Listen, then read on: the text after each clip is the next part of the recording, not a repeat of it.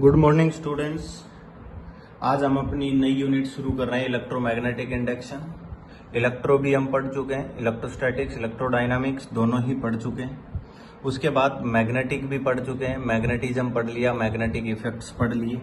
आज हम electromagnetic induction पढ़ रहे हैं। इलेक्ट्रोमैग्नेटिक इंडक्शन मतलब हम दोनों यूनिट का कॉम्बिनेशन पढ़ेंगे। अब इन दोनों को कंबाइन करने से क्या होता है, ठीक है। तो जब हम इस यूनिट की शुरुआत कर रहे हैं तो इस यूनिट का जो सबसे पहला टॉपिक शुरू होगा वो मैग्नेटिक फ्लक्स से होगा, और इसके बारे में आप पहले भी पढ़ चुके हैं और जानते भी हैं। तो आज हम शुरू करते हैं magnetic flux.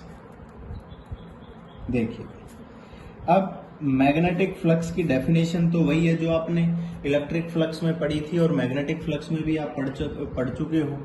Magnetic flux through any surface is the total number of magnetic field lines pass through an area।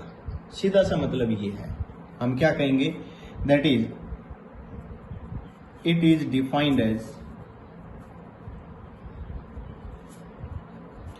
total number of magnetic lines pass through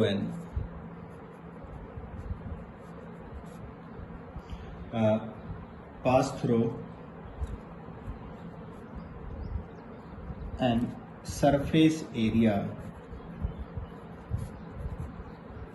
normally। Perpendicularly जो नंबर ऑफ मैग्नेटिक लाइंस है जो पास हो रही है किसी भी area से, उसको हम फ्लक्स बोलते हैं, denoted by phi B, and it is called B A cos theta और बी डॉट ए। ये कहां से आया, हम ये भी कह सकते हैं जैसे कि देखिए, हमने कहा कि भाई ये हमारे पास है ना एक सरफेस एरिया में आपको बनाकर दिखा रहा हूं। ये हमारे पास एक सीट है और हम इसका एरिया ले रहे हैं, ठीक है। हम क्या कहेंगे कि भाई अगर मैं इसका सरफेस एरिया शो करता हूं तो मेरे हिसाब से यहां हो गया इसका surface area D S small amount of या एस सरफेस एरिया। आपने ये कहा कि भाई हमारी जो फील्ड लाइंस है ना उनकी डायरेक्शन ऐसे है, समझ आ गया होगा। आप कहीं पर भी ऐसे दिखा सकते हैं, ये हमारी फील्ड लाइंस की डायरेक्शन है। अब हमने क्या देखा कि जो फील्ड लाइंस की डायरेक्शन है वो एरिया वेक्टर के साथ थीटा एंगल बना रही है। मींस हम क्या कहेंगे, यहां पर हम मैग्नेटिक फील्ड को रिजोल्व कर लेंगे। हम क्या कहेंगे, मैग्नेटिक फील्ड रिजोल्व हो गया, इधर कितना आ गया बी कोस थीटा, इधर कितना आ गया B sine theta. Means B cos theta magnetic field pass through area S, क्योंकि बी साइन थीटा तो उस प्लेन के पैरेलल हो गया। हमने तो उस प्लेन के परपेंडिकुलर डायरेक्शन में देखना है। जैसे ये सीट है, यहां से मैग्नेटिक लाइंस यूं जा रही थी तो हमने इसके रिजोल्यूशन कर दिए कि वर्टिकल कितनी है और हॉरिजॉन्टल कितनी है। तो हम क्या कह देंगे, then phi B is equal to B cos theta into area vector को आप ऐसे लिख सकते हो या ए भी लिख सकते हो। एरिया वेक्टर में ए डी एस लिख दिया था हमने, यहां पर ए ले लिया, तो बेटा मैं इसको डी ए लिख देता हूं और यहां पर मैं एरिया वेक्टर ए ले लेता हूं, ठीक है। अब क्या हो जाएगा, बी ए। पॉइंट क्लियर हो गया। और हम अगर इसको वेक्टर टर्म में लिखेंगे तो ये दोनों दोनों की दोनों वेक्टर क्वांटिटी है, मैग्नेटिक फील्ड भी और एरिया वेक्टर भी। अब हमने क्या कह दिया, then phi is equal to B dot A. It means it is a scalar quantity. अगर डॉट प्रोडक्ट आ गया तो ये कैसी क्वांटिटी है भैया, स्केलर क्वांटिटी है। तो इसके बारे में हमने बहुत ज्यादा डिस्कस इसलिए नहीं किया कि ये हमने पहले भी पढ़ा हुआ था, पहले भी पढ़ लिया था फ्लक्स हमने, ठीक है। हम इसकी यूनिट की बात कर सकते हैं। हम इसकी यूनिट की बात करेंगे तो यूनिट एसआई यूनिट की बात करते हैं।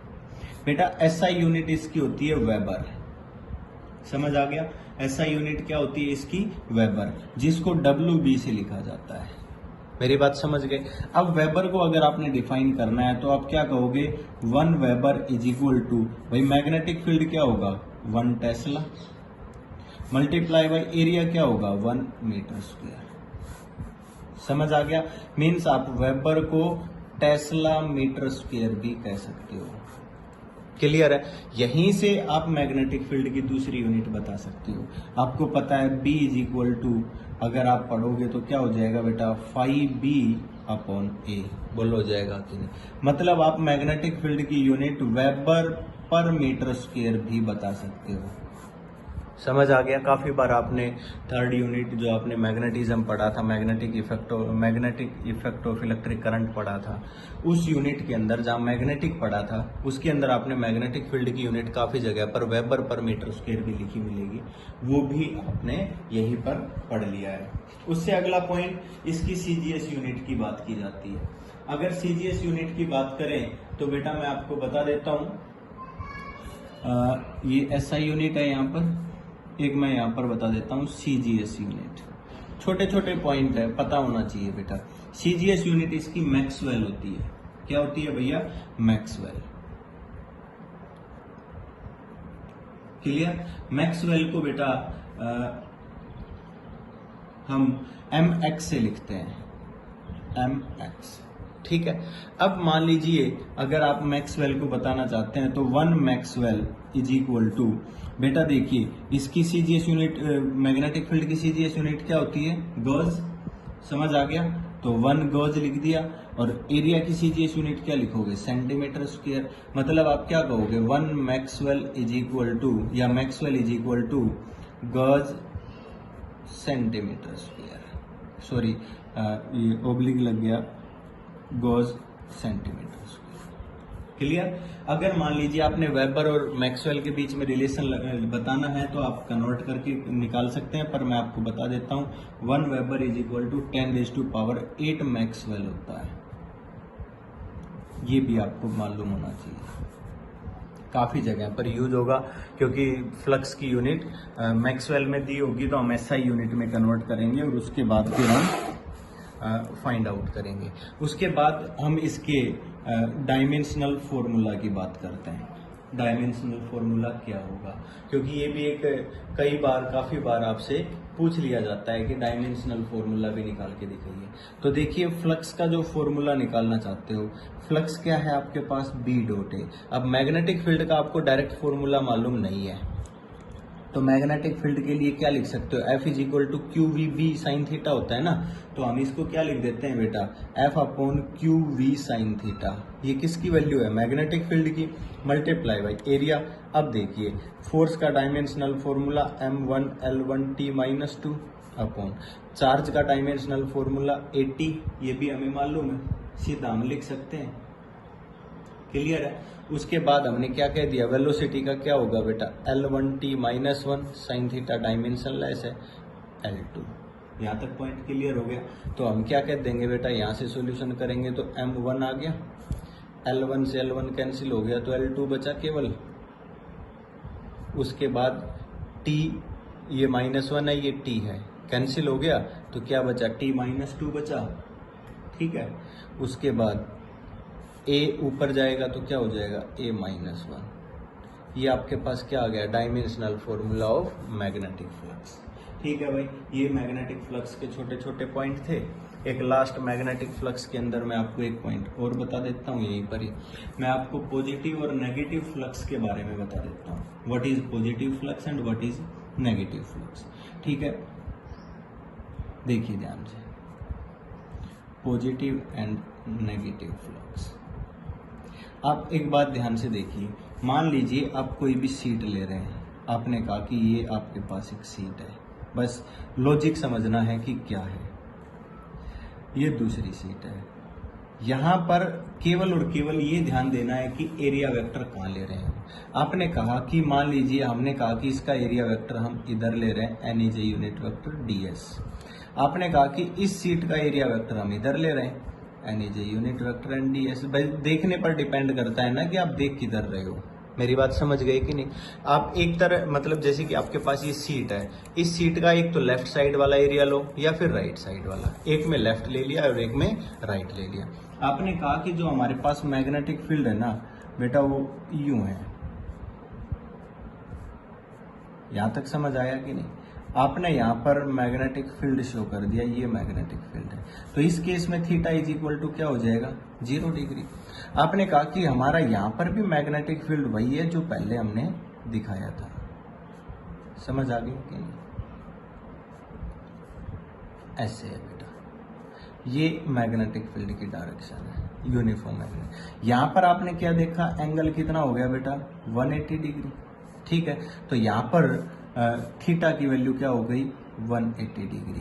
उस केस के अंदर क्योंकि डॉट प्रोडक्ट जब हम खोलते हैं तो कोस 0 तो पॉजिटिव होता है और कोस 180 क्या हो जाता है -1, और कोस 0 डिग्री क्या हो जाता है +1। तो हम ये दो अलग अलग केस ले रहे हैं, A case and B case. इन दोनों केस में देखते हैं, in case when theta is equal to 0 degree then flux is positive. बस आपने ये देखना है कि हम कौन सा सरफेस ले रहे हैं और उसके रेस्पेक्ट में मैग्नेटिक फील्ड की डायरेक्शन क्या है। और when theta is equal to 180 degree, theta की वैल्यू 180 ली है, देन फ्लक्स क्या हो जाएगा भाई नेगेटिव। ये भी एक छोटा सा पॉइंट आपने याद रखना है। ये मैंने केवल और केवल आपको फ्लक्स बताया है, और फ्लक्स किस किस पॉइंट पर डिपेंड करता है ये भी आपको मालूम होना चाहिए, ठीक है। देखिए flux, magnetic flux depends on following points. देखिए phi B is equal to आप क्या लिखते हैं, बी ए कोस थीटा। ये 3 पॉइंट हैं, मतलब एक पॉइंट क्या है magnitude of magnetic field, magnitude of magnetic field cross the area. दूसरा क्या है area of a surface in which magnetic field pass. ध्यान रखना है कि वो एरिया लेना है जिसमें से केवल मैग्नेटिक फील्ड पास हो रहा है। और तीसरा पॉइंट मैं आपको बता देता हूं कि थीटा पर डिपेंड कर रहा है। थीटा मतलब orientation, orientation of surface in magnetic field. ये भी याद रखना है कि कोई भी आपने जो सरफेस लिया हुआ है सीट है, उसका ओरिएंटेशन जो है उस पर मैग्नेटिक फ्लक्स डिपेंड करता है। कि थीटा जितना चेंज करोगे मतलब बी और एरिया वेक्टर, जैसे कि आपने कहा एरिया वेक्टर इधर है मैग्नेटिक फील्ड भी इधर है, आपने इसको यूं घुमा दिया तो क्या हो रहा है थीटा बदल रहा है ना, थीटा बदल रहा है तो मैग्नेटिक फील्ड मैग्नेटिक फ्लक्स भी बदल जाएगा।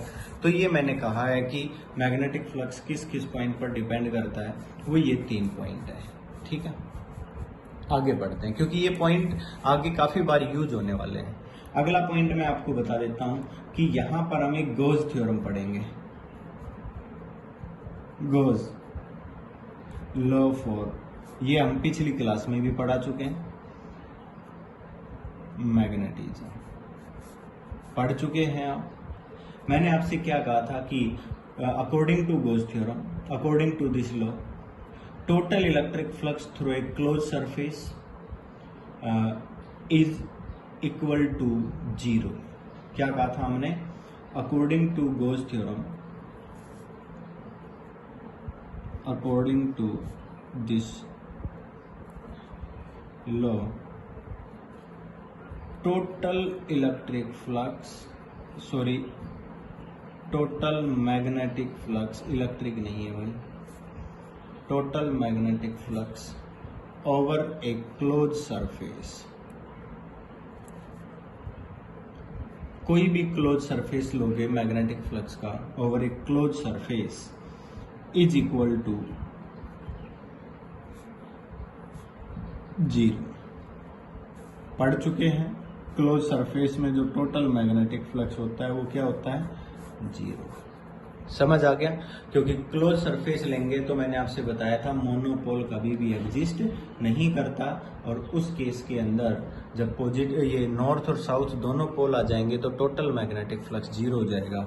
क्योंकि मैं आपको बता देता हूं B.ds को हम mu naught times the pole strength बोलते हैं।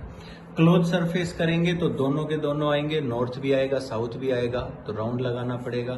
और नॉर्थ और साउथ दोनों अलग अलग एग्जिस्ट नहीं करते, इसलिए टोटल मैग्नेटिक फ्लक्स 0 हो जाता है। ये पॉइंट भी हम आपको पढ़ा चुके हैं। ऐसा करने के बाद ये सब हम पिछली क्लास का रिलेशन पढ़ रहे थे। अब हमारी इस यूनिट के अगले पार्ट शुरू होते हैं। अब क्या देखा गया? अब कुछ एक्सपेरिमेंट किए गए, क्योंकि इस यूनिट की शुरुआत फैराडे लॉ से होती है। हम फैराडे लॉ बताने से पहले कुछ एक्सपेरिमेंट्स के बारे में जिक्र करेंगे, क्योंकि वो एक्सपेरिमेंट पढ़ने बहुत ज़्यादा जरूरी है।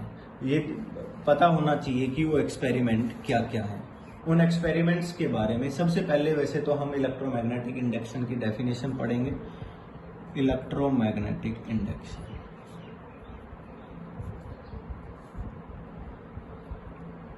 Electromagnetic induction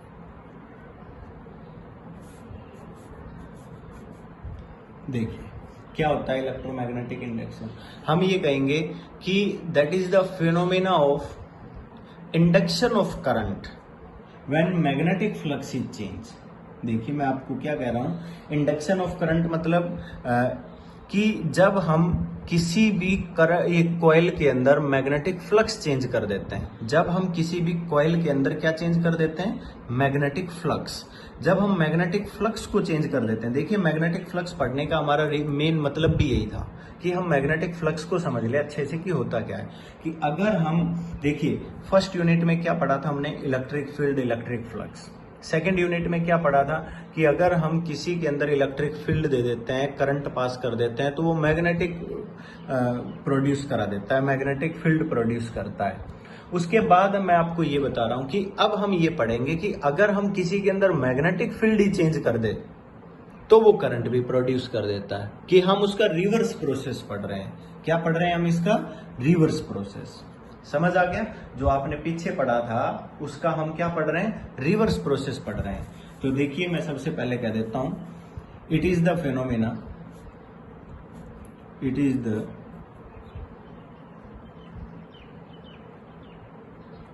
phenomena of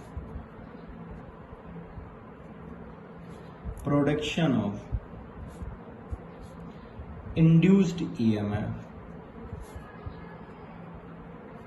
production of induced EMF, और आप ये भी कह सकते हो एंड इंड्यूस्ड करंट। सीधी सी बात है, ईएमएफ प्रोड्यूस्ड हो गया तो करंट भी हो ही जाएगा। Induced current due to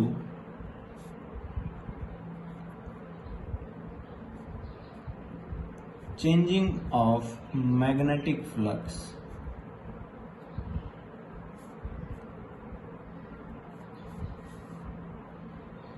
in any closed loop, और आप सर्किट भी कह सकते हो। लूप बन गई या सर्किट बन गया, एक ही बात है। समझ आ गया?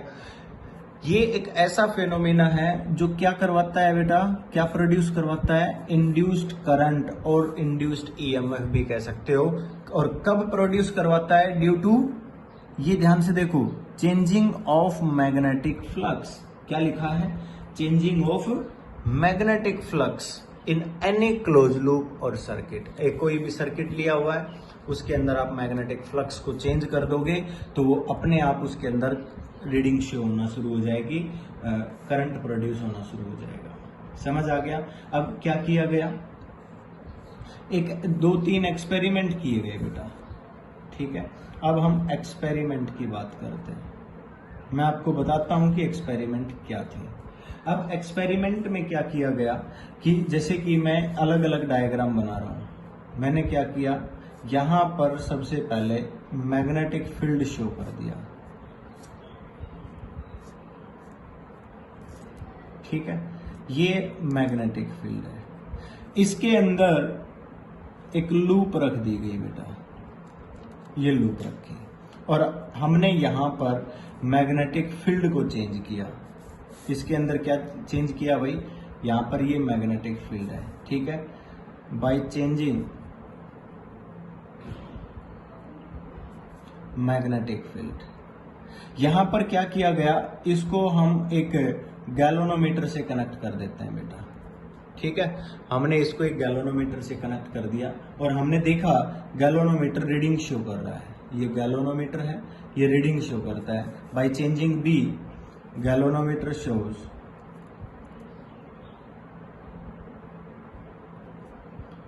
रीडिंग। पहला एक्सपेरिमेंट ये देखा गया, जो देखा गया मैं उसकी बात कर रहा हूं, ये एक एक्सपेरिमेंट है। ये दूसरा एक्सपेरिमेंट मैं आपको बना रहा हूं। यहां क्या किया गया, मैग्नेटिक फील्ड बनाया, कुछ एक्सपेरिमेंट्स किए गए जिनका मैं जिक्र कर रहा हूं। ये एक्सपेरिमेंट किए थे फैराडे ने, इन एक्सपेरिमेंट को बोलते हैं फैराडे एक्सपेरिमेंट। ये केवल और केवल एक्सपेरिमेंट्स हैं कि उसने ऐसा किया और देखा। इसके अंदर एक लूप रखी गई, ठीक है, इस लूप के साथ भी एक गैल्वेनोमीटर कनेक्ट किया गया, ठीक है। अब यहां पर हमने कहा इसकी रेडियस r है, बाय इंक्रीजिंग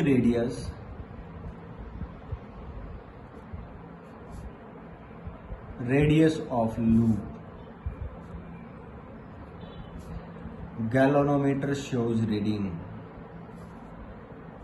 गैल्वेनोमीटर ने फिर रीडिंग को शो किया। तीसरा एक्सपेरिमेंट और देखा गया, बहुत सारे एक्सपेरिमेंट किए गए, बार बार उनके एक्सपेरिमेंट देखे गए। एक और एक्सपेरिमेंट किया गया, ठीक है। इस एक्सपेरिमेंट में क्या किया गया भाई, हमने इस लूप को यहां पर रखा और इसको भी गैल्वेनोमीटर के साथ अटैच किया, ओके। अब इस लूप को घुमाना शुरू कर दिया, इस एक्सिस पर रोटेट करा दिया। रोटेट कराया गया तो भी गैल्वेनोमीटर रीडिंग शो कर रहा है। मेरी बात समझ गए? Bye rotation of coil galvanometer shows reading. समझ आ गया कि नहीं? गैल्वेनोमीटर क्या शो कर रहा है, रीडिंग शो कर रहा है। यहां तक पॉइंट क्लियर हुआ?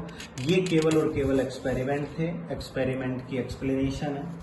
क्योंकि तीनों के अंदर हमने क्या देखा, बाई इंक्रीजिंग या बाई चेंजिंग बी, जब हम बी को चेंज कर रहे हैं बेटा, हमने यहां पर क्या लिखा था, magnetic flux depends on following points. 3 point बताए थे। Magnitude of magnetic flux cross the area, अगर मैं इनको चेंज कर देता हूं तो मैग्नेटिक फ्लक्स चेंज हो जाता है। अगर एरिया चेंज कर देता हूं, सरफेस एरिया जो मैग्नेटिक फील्ड के अंदर है वो चेंज हो जाएगा। Orientation of surface in magnetic field बदल देता हूं तो भी मैग्नेटिक फ्लक्स बदल जाएगा। अब इन तीनों केस में हम क्या देख रहे हैं, ये तीनों वही तो एक्सपेरिमेंट है। सबसे पहले इन्होंने एक लूप रखी, इस लूप के अंदर जो मैग्नेटिक फील्ड लाइंस है ना, उनको बदलना शुरू कर दिया। कम किया या ज्यादा किया, मैग्नेटिक फील्ड को कम भी कर सकते हो, ज्यादा भी कर सकते हो। हमारा मेन मकसद है चेंज करना है बस।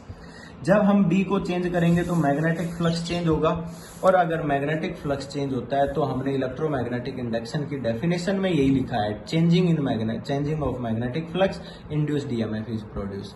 जैसे ही मैग्नेटिक फ्लक्स चेंज होगा, गैल्वेनोमीटर रीडिंग शो करेगा, क्योंकि इसमें इंड्यूस्ड ईएमएफ प्रोड्यूस हो जाएगा। अब हमने केवल फ्लक्स बदलना है। मैंने क्या कहा, बाई इंक्रीजिंग रेडियस, और बाई इंक्रीजिंग नहीं, बाई चेंजिंग रेडियस लिखना चाहिए था, इंक्रीजिंग और डिक्रीजिंग। और आप चेंजिंग रेडियस लिख लेना कि अगर आप रेडियस को चेंज करते हो तो भी क्या हो जाता है कि इसके अंदर मैग्नेटिक फ्लक्स चेंज होगा, क्योंकि रेडियस बदलते ही एरिया बदलेगा, कॉइल की रेडियस मान लो ज्यादा हो गई तो कॉइल का एरिया भी बढ़ गया, और जैसे ही कॉइल का एरिया बढ़ा फ्लक्स भी इंक्रीज हो गया। अगर आपने इसकी रेडियस को कम कर दिया तो फ्लक्स भी डिक्रीज हो गया, और उस केस में क्या कहा आपने, फ्लक्स चेंज हुआ, और फ्लक्स चेंज हुआ तो गैल्वेनोमीटर ने रीडिंग शो की। ये केवल और केवल एक्सपेरिमेंट है, इनके बारे में मैं और बाद में आगे जिक्र करूंगा। समझ आ गया? ये तो बहुत सारे एक्सपेरिमेंट किए गए थे, उन एक्सपेरिमेंट्स के बारे में भी हम जिक्र करेंगे। पहले हम इसके कुछ रूल्स पढ़ लेते हैं, उनके बारे में जिक्र कर लेते हैं, उसके बाद क्लियर हो जाएगा। समझ आ गया होगा? तो इसी तरह हमने ओरिएंटेशन की बात की। ओरिएंटेशन जब हमने इसको घुमाया तो इसका एरिया वेक्टर पहले ऐसे था, फिर यूं घूम गया तो थीटा चेंज हो गया, और जैसे ही थीटा चेंज हुआ ओरिएंटेशन चेंज हुआ, मैग्नेटिक फ्लक्स चेंज हुआ, और फिर दोबारा गैल्वेनोमीटर ने रीडिंग शो की, और इससे हमारे पास इलेक्ट्रोमैग्नेटिक इंडक्शन हुआ और इंड्यूस्ड ईएमएफ प्रोड्यूस्ड हुआ। समझ आ गया होगा? ये हमारे पास सबसे इंपॉर्टेंट एक्सपेरिमेंट थे। अब हम इस एक्सपेरिमेंट से थोड़ा और आगे चलते हैं, ठीक है? देखिए ध्यान से, अब मैं आपको बता देता हूं कि आज हम अब पढ़ेंगे फैराडे लॉ, और उसके बाद कुछ एक्सपेरिमेंट्स के बारे में मैं और जिक्र करूंगा, और केवल उनके अंदर मैं आपको थियोरेटिकल बोलकर बताऊंगा कि ये एक्सपेरिमेंट क्या क्या है। आपने उनको खुद अपने हाथ से लिखना है, समझ के अपनी खुद की भाषा में, ठीक है? फैराडे लॉ की बात करते हैं। तो सबसे पहले फैराडे ने अपना एक रूल दिया था जो मैग्नीट्यूड पर डिपेंड था, तो ये था फैराडे फर्स्ट लॉ, ठीक है? अब फैराडे फर्स्ट लॉ के अकॉर्डिंग क्या था मैं वो बता देता हूं। ये उसने अपने फर्स्ट रूल में ये कहा था, when magnetic flux link with a close circuit और a close loop change then induced EMF is produced. ये क्या कहा था? When magnetic flux link with coil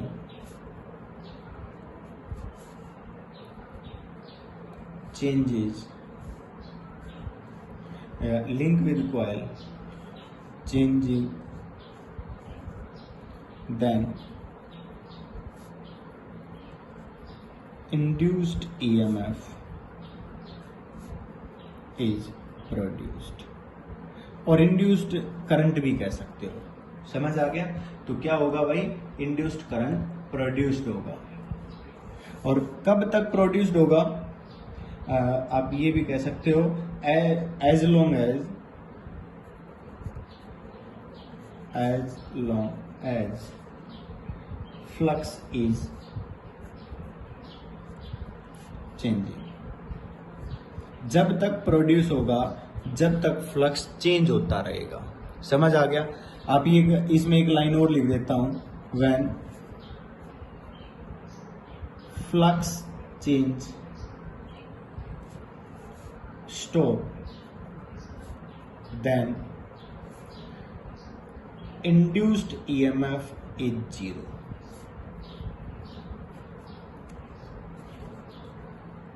देखिए ध्यान, ये कहता है कि जब फ्लक्स का चेंज होना स्टॉप हो जाएगा उस केस के अंदर इंड्यूस्ड EMF 0 हो जाएगा।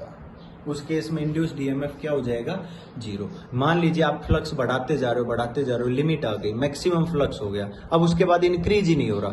अब हम ये सोच रहे हैं कि उसके अंदर, उस लूप के अंदर मैक्सिमम फ्लक्स जा रहा है, बट चेंज नहीं हो रहा। अगर चेंज नहीं हो रहा उस केस में इंड्यूस्ड ईएमएफ 0 हो जाएगा। क्लियर? फॉर एग्जाम्पल मैं आपको ये बता देता हूं।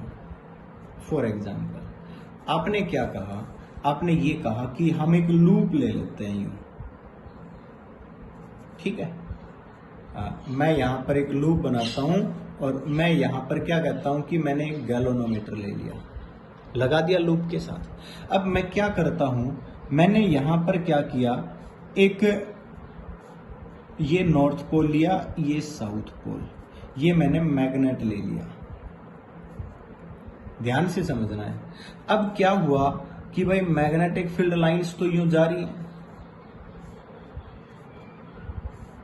ऐसे काफी सारी मैग्नेटिक फील्ड लाइंस हैं,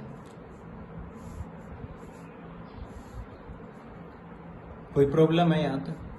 अब देखिए, अगर ये इतना दूर है तो हम क्या देख रहे हैं, minimum number of magnetic lines. यहां पर हम क्या कहेंगे, minimum number of magnetic lines. ठीक है, बहुत कम मैग्नेटिक लाइंस है जो पास हो रही हैं। और अब हमने क्या कहा कि मैं इसको v वेलोसिटी से मूव कराता हूं, करा दिया मैंने। अब कुछ देर के बाद क्या देखा कि जो ये कॉइल है ना, जो आपने यू बनाई है, देखिए, ठीक है। अब मैंने क्या कहा कि इसको v वेलोसिटी से मूव कराया, और तो ये नॉर्थ पोल है ना यहां आ गया। अब क्या देख रहे हैं हम, भाई जितनी भी मैग्नेटिक लाइंस हैं वो सारी की सारी इसमें से पास हो रही है, बोलो हो रही है कि नहीं? ऐसा हम देख पा रहे हैं क्योंकि ये तो वेरी क्लोज आ गया। तो हम क्या कहेंगे, यहां पर maximum number of magnetic lines pass. समझ आ गया? व्हेन हम यहां पर, मैं आपको ये बता रहा हूं, when magnet moves towards the coil, ये सबसे इंपॉर्टेंट पॉइंट है, पहला पॉइंट मैं आपको बता रहा हूं। When magnet moves towards the coil, then क्या देखा था आपने, magnetic lines pass through the coil, increase. जो मैग्नेटिक लाइंस है जो इस कॉइल में से पास हो रही है वो क्या हो गई, इंक्रीज हो गई। और अगर ये मैग्नेटिक लाइंस इंक्रीज हो गई, then magnetic flux change,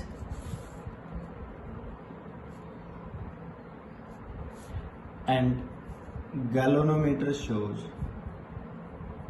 reading, और गैल्वेनोमीटर ने रीडिंग शो कर दी है। समझ आ गया?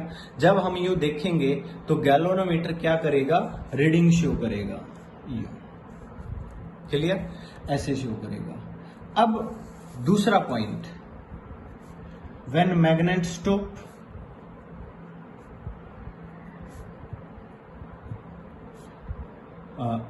Near the coil, then maximum number of magnetic lines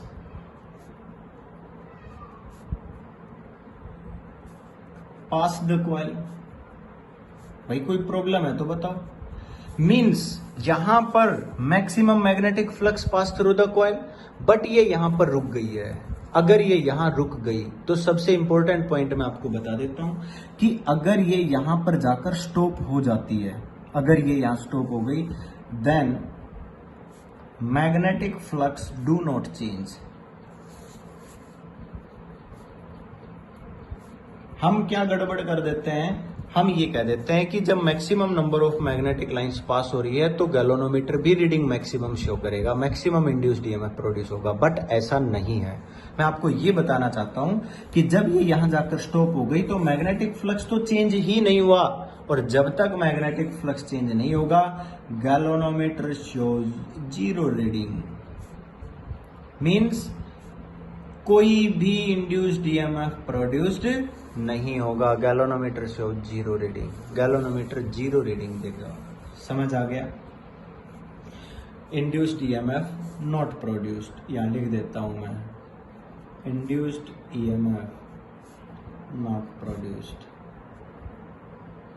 समझ आ गया? इंड्यूस्ड ईएमएफ प्रोड्यूस नहीं होगा। अगर तीसरे पॉइंट में कहें, व्हेन मैग्नेट मूव्स अवे,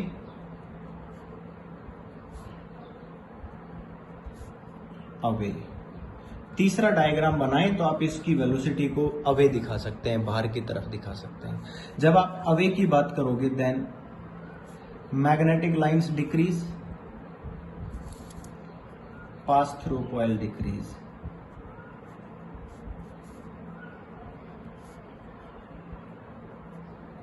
जो मैग्नेटिक लाइन इसके अंदर पास हो रही है वो क्या हो गई, डिक्रीज हो गई। अगर वो उसके अंदर से डिक्रीज हो जाती है तो मैग्नेटिक फ्लक्स भी डिक्रीज हो जाता है। Then magnetic flux decrease. अगर मैग्नेटिक फ्लक्स डिक्रीज हो गया then again galvanometer shows reading, galvanometer shows reading in opposite direction.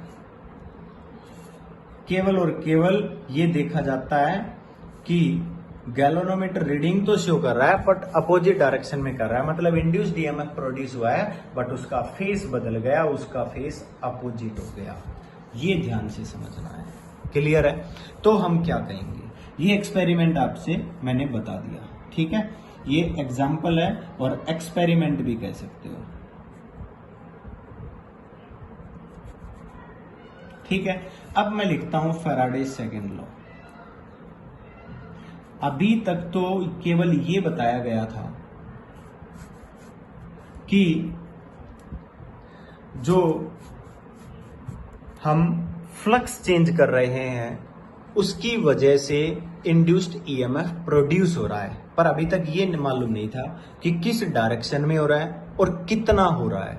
तो फैराडे ने बताया अपने सेकंड रूल में, क्या बताया? Induced EMF, induced EMF is produced in a coil is directly proportional to rate of change of magnetic flux, rate of change of magnetic flux link with the coil, means magnitude of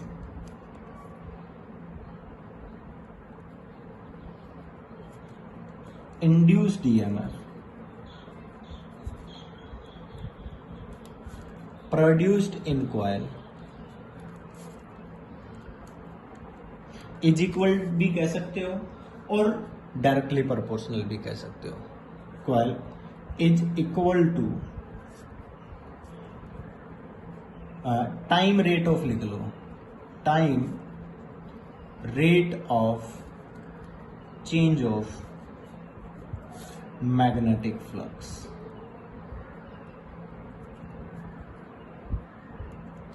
समझ आ गया? ये कहता है कि time के respect में जो मैग्नेटिक फ्लक्स चेंज हुआ है, टाइम के रिस्पेक्ट में जो मैग्नेटिक फ्लक्स चेंज हुआ है, मतलब आप इसकी स्पीड को जितना ज्यादा बढ़ाओगे तो उतनी टाइम कम लेगा, फ्लक्स ज्यादा चेंज हो जाएगा तो उतना ही ज्यादा इंड्यूस्ड ईएमएफ। ये जितना धीरे धीरे जाएगा उतना इंड्यूस्ड ईएमएफ कम प्रोड्यूस होगा। मेरी बात समझ गए होंगे? तो ये इसने मैग्नीट्यूड बताया। अब भी एक कमी रह गई, यहां पर एक कमी ये रह गई कि इसने डायरेक्शन के बारे में तो कुछ बताया ही नहीं, डायरेक्शन के बारे में कुछ भी नहीं बताया। तो इसके साथ साथ इस कमी को पूरा करने के लिए एक और हमारा फिजिस्ट आया, उसका नाम था लेंज।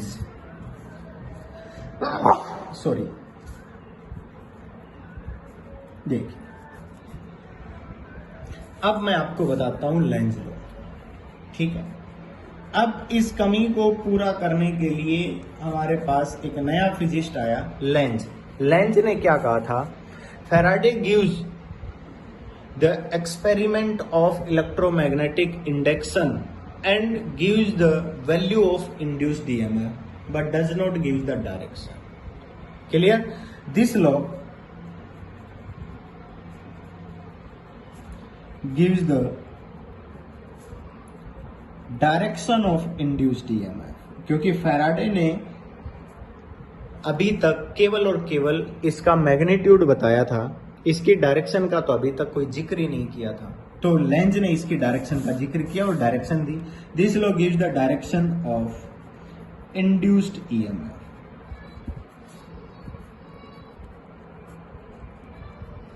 ठीक है भाई, इस लॉ ने direction of induced EMF the. It states that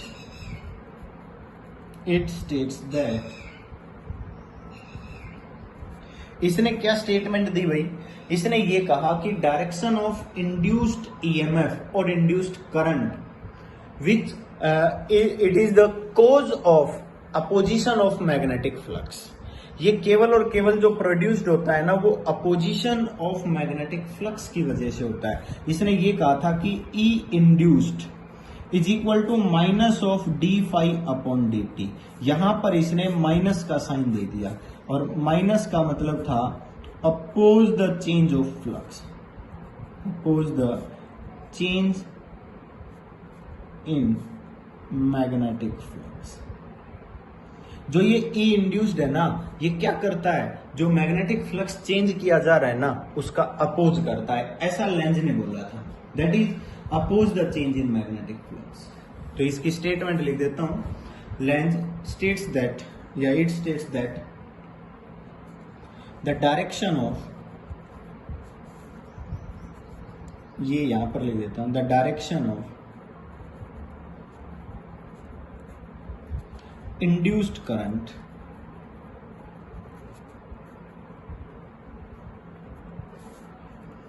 is such that it opposes the cause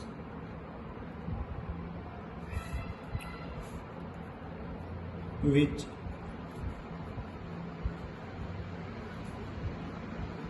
produce it, that is it opposes the magnetic flux.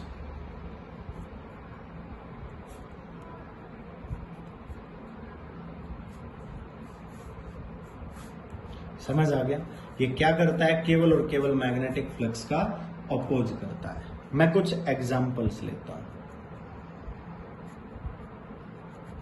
Example से आपको बहुत अच्छा समझ आ जाएगा कि इसने क्या बताया था. देखिए ध्यान से, मैंने क्या कहा कि एक एग्जाम्पल लेता हूं. यहां पर मैं मैग्नेटिक फील्ड बना रहा हूं, थोड़ा ध्यान से समझना है. क्लियर? मैंने क्या कहा कि इसके अंदर हमने एक लूप रखी,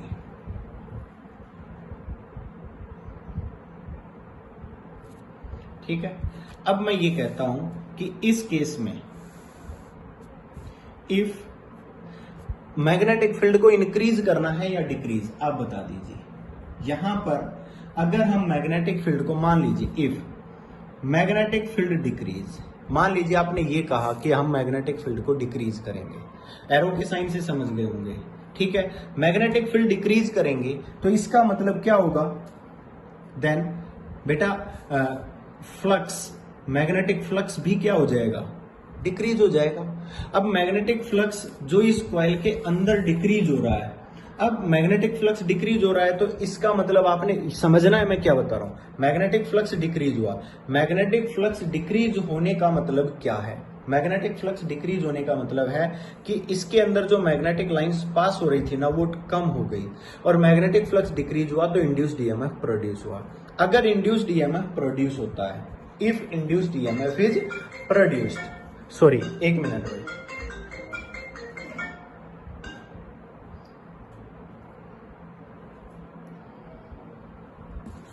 if induced EMF is produced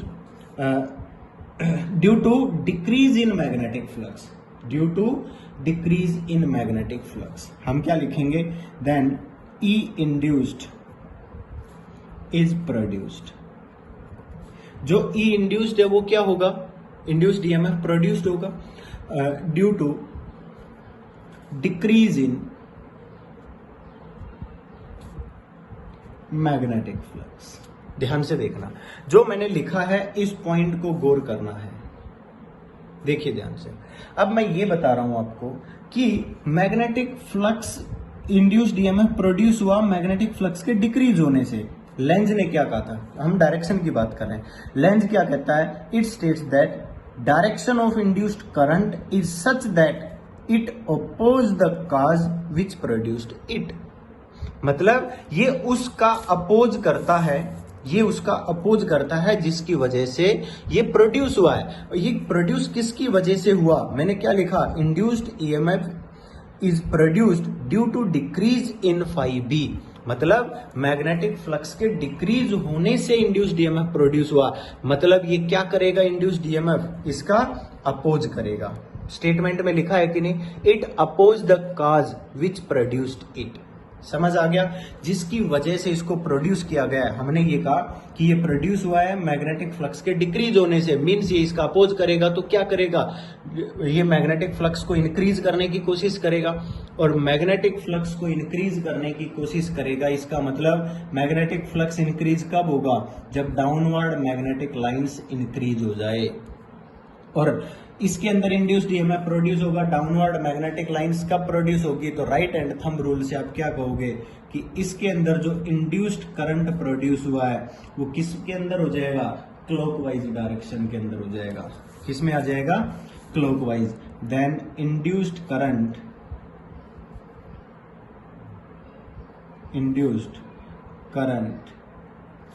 in clockwise direction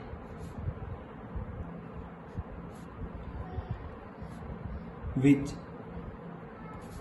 increase magnetic flux, oppose करेगा बस।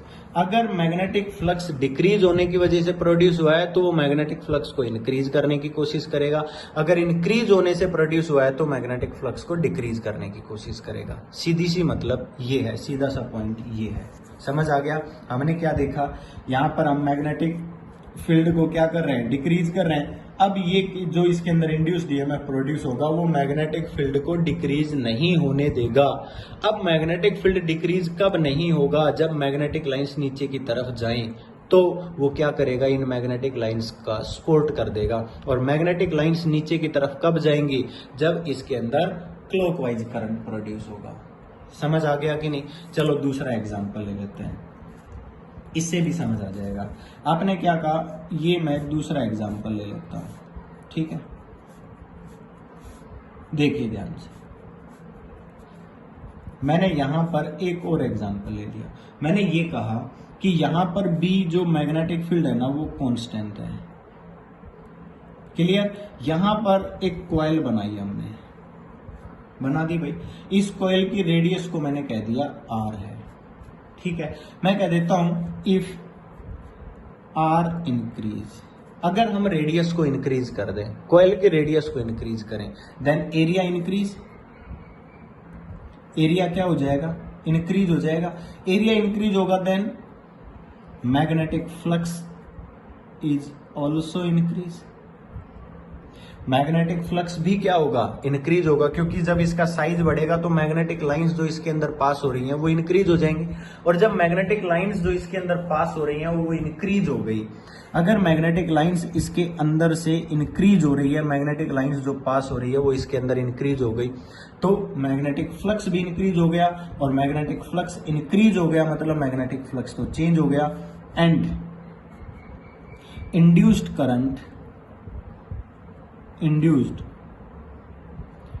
current is produced due to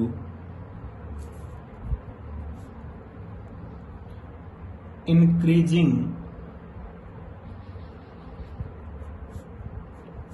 of magnetic flux। बोलो होगा कि नहीं होगा? मतलब मैग्नेटिक फ्लक्स के इंक्रीज होने से इसके अंदर इंड्यूस्ड करंट प्रोड्यूस होगा। अब इंड्यूस्ड करंट, लेंज ने क्या कहा था कि जो इंड्यूस्ड करंट है वो किसका अपोज करेगा, जिसकी वजह से प्रोड्यूस हुआ है। ये किसकी वजह से प्रोड्यूस हुआ है, मैग्नेटिक फ्लक्स के इंक्रीज होने से। लिखा है कि due to increasing of magnetic flux. अगर इंक्रीजिंग ऑफ मैग्नेटिक फ्लक्स है तो ये मैग्नेटिक फ्लक्स को क्या करने की कोशिश करेगा, डिक्रीज।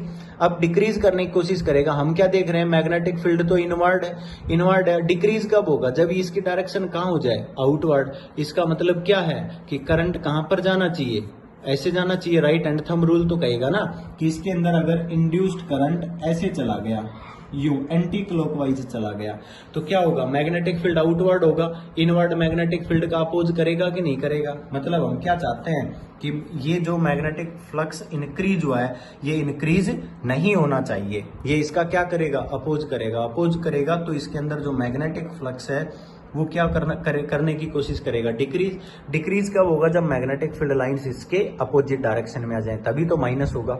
मतलब अपोजिट डायरेक्शन में कब आएगी, या क्रॉस लगा हुआ है, ये तो इनवर्ड है। हम क्या चाहते हैं, आउटवर्ड आए, इंड्यूस्ड की वजह से। तो इंड्यूस्ड ये क्या हो गया, then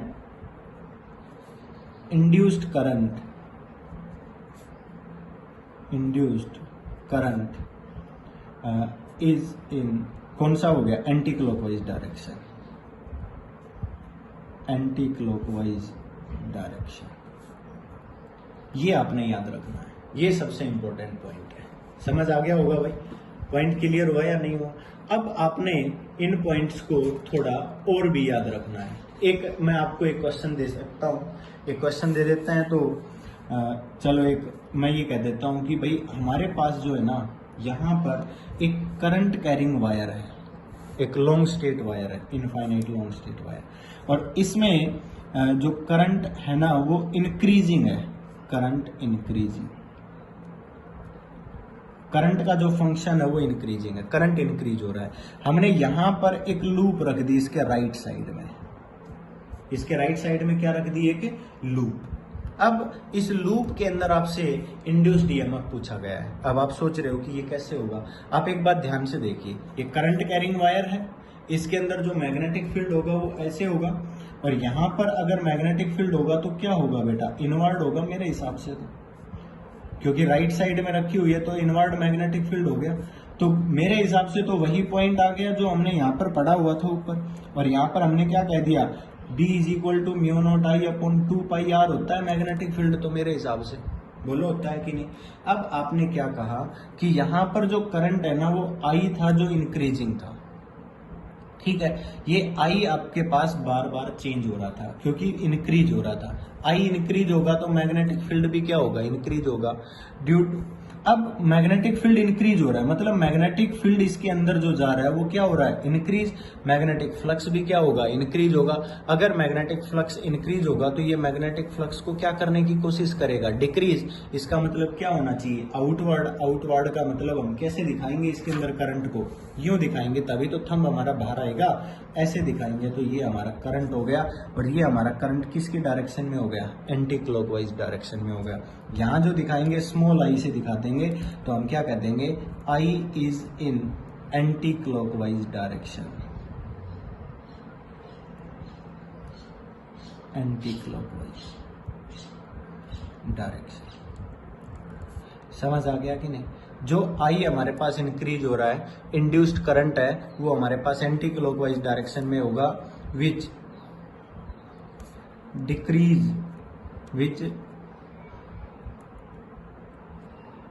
decrease the magnetic flux inside the coil.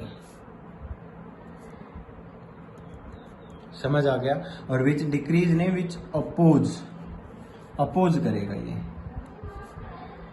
Which oppose the increasing magnetic flux inside the coil. जो मैग्नेटिक फ्लक्स इसके अंदर इंक्रीज हो रहा है उसका क्या करेगा, अपोज करेगा। समझ आ गया कि नहीं। तो ये इस तरह के क्वेश्चन हमसे पूछे जाते हैं। और लेंज लॉ से रिलेटेड कुछ और पॉइंट्स हम कराएंगे, उससे पहले हम फैराडे लॉ वगैरह और अच्छे से कर लेते हैं, कुछ और पॉइंट्स, कुछ और एक्सपेरिमेंट पढ़ लेते हैं। आपकी बुक में काफी सारे एक्सपेरिमेंट्स दिए हुए हैं, आप उन एक्सपेरिमेंट्स को पढ़ना कि हम एक कॉइल लेते हैं, कॉइल कुछ इस तरह के एक्सपेरिमेंट्स मैं आपको बता रहा हूँ, थोड़ा स्पीड से बता देता हूँ इसके अंदर में। जैसे कि मान लीजिए यहाँ पर ये कह दिया जाए कि आपके पास यहाँ पर एक कॉइल है, ठीक है, यहाँ पर एक मैग्नेट रखा हुआ है, यहाँ पर साउथ पोल है या नॉर्थ पोल है। जब ये इसके पास ले जाया जा रहा है तो जब हम इसकी वेलोसिटी को इसके पास ले जाते हैं तो यहाँ कौन सा पोल आएगा, ठीक है। एक बात ध्यान से देखिए, यहाँ पर मैग्नेटिक लाइन्स इंक्रीज हो रही हैं, मैग्नेटिक लाइन्स इंक्रीज हो रही हैं, तो आपने इसकी डायरेक्शन को बताना है कि डायरेक्शन क्या होगी। जब आप ये बता रहे हो कि मैग्नेटिक लाइन्स इंक्रीज हो रही हैं तो ये क्या करेगा, मैग्नेटिक लाइन्स का अपोज करेगा ना, तो यहाँ ऑटोमेटिक नॉर्थ पोलरिटी आ जाएगी, यहाँ साउथ ऑटोमेटिक बन जाएगी। क्यों बन जाएगी, क्योंकि यहाँ नॉर्थ पोलरिटी आएगी तो मैग्नेटिक लाइन्स अपोजिट डायरेक्शन में, और ये क्या करेगा, इसके इंक्रीजिंग होने का अपोज करेगा। और ये नॉर्थ पोल किसकी वजह से आया, इंड्यूस्ड ईएमएफ की वजह से आया, इंड्यूस्ड ईएमएफ। तो इंड्यूस्ड ईएमएफ की डायरेक्शन नॉर्थ पोल की वजह से क्या कहोगे, थंब इधर है तो हमारी जो करंट की डायरेक्शन है वो तो ऐसे होगी ना, तो हम क्या कह देंगे, यहाँ से ऊपर गया करंट, यहाँ से नीचे आ गया।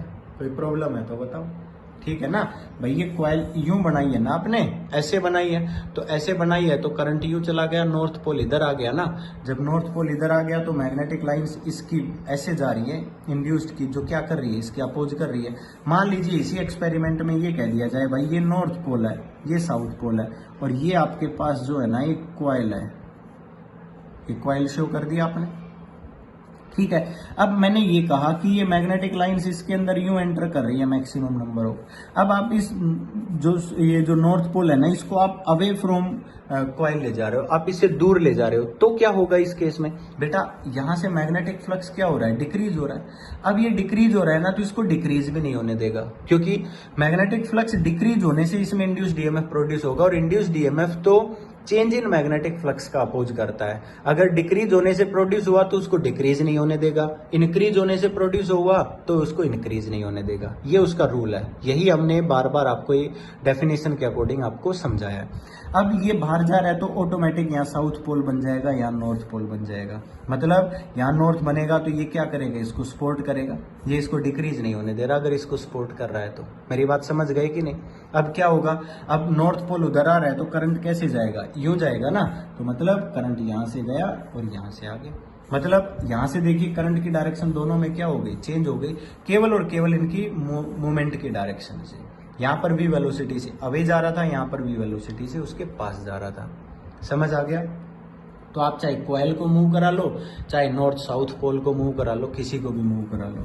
एक इस तरह का एक्सपेरिमेंट भी आपसे बताया जाता है, जैसे कि क्या किया आपने, सोलेनोइड ले ली दो अलग अलग, एक यहाँ पर और एक यहाँ पर, ये प्राइमरी है और ये सेकेंडरी है। ध्यान से समझना है, बहुत अच्छा क्वेश्चन है। आपने यहाँ पर एक बैटरी के साथ एक स्विच कनेक्ट किया और यहाँ पर अटैच कर दिया, और यहाँ पर आपने एक गैल्वेनोमीटर अटैच कर दिया। अब आप क्या कर रहे हो, यहाँ स्विच ऑन करोगे तो 0 से मैक्सिमम करंट पास होगा, तो ये कॉइल क्या होगी, मैग्नेटिक फील्ड बनाएगी कि नहीं। ये मैग्नेटिक लाइंस इस कॉइल के अंदर चेंज होगी या नहीं होगी, मेरी बात समझ गए। मैग्नेटिक कॉइल जब ये मैग्नेटिक फ्लक्स जब इसमें से इंक्रीज होगा तो गैल्वेनोमीटर रीडिंग देगा। जब मैक्सिमम करंट हो जाएगा, पहले स्टेप में तो इंक्रीज किया मैग्नेटिक फील्ड को, मैग्नेटिक फ्लक्स भी क्या हुआ, इंक्रीज हुआ, और गैल्वेनोमीटर ने रीडिंग भी दे दी। ये तो पॉइंट क्लियर हो गया। अब आपने क्या कहा दूसरे स्टेप में, जब भी मैक्सिमम हो गया, मतलब फ्लक्स मैक्सिमम हो गया, अब कांस्टेंट हो गया। अगर फ्लक्स कांस्टेंट हो गया तो गैल्वेनोमीटर कितनी रीडिंग देगा, 0 रीडिंग देगा भाई, क्योंकि वो कोई रीडिंग दे ही नहीं सकता, क्योंकि ये क्या हो गया, मैक्सिमम हो गया। अब इससे ज्यादा मैग्नेटिक लाइंस तो प्रोड्यूस हो ही नहीं सकती और इसके अंदर एंट्री भी नहीं कर सकती, और जब तक सेकेंडरी के अंदर मैग्नेटिक लाइंस चेंज ही नहीं होगी तो गैल्वेनोमीटर रीडिंग कहां से देगा, क्योंकि मैग्नेटिक फ्लक्स तो चेंज होना चाहिए ना, तभी तो रीडिंग आएगी। थर्ड पॉइंट में आप क्या कहोगे, आप स्विच को ऑफ करोगे, मतलब बी क्या होगा, डिक्रीज होगा, मैग्नेटिक लाइंस मैक्सिमम से 0 आएंगी। बोलो आएगी कि नहीं, मैक्सिमम से 0 आएगी तो फ्लक्स भी क्या होगा, डिक्रीज होगा। अगर फ्लक्स डिक्रीज होगा तो गैल्वेनोमीटर अगेन रीडिंग देगा, और ये रीडिंग ऑपोजिट डायरेक्शन में देगा। समझ आ गया।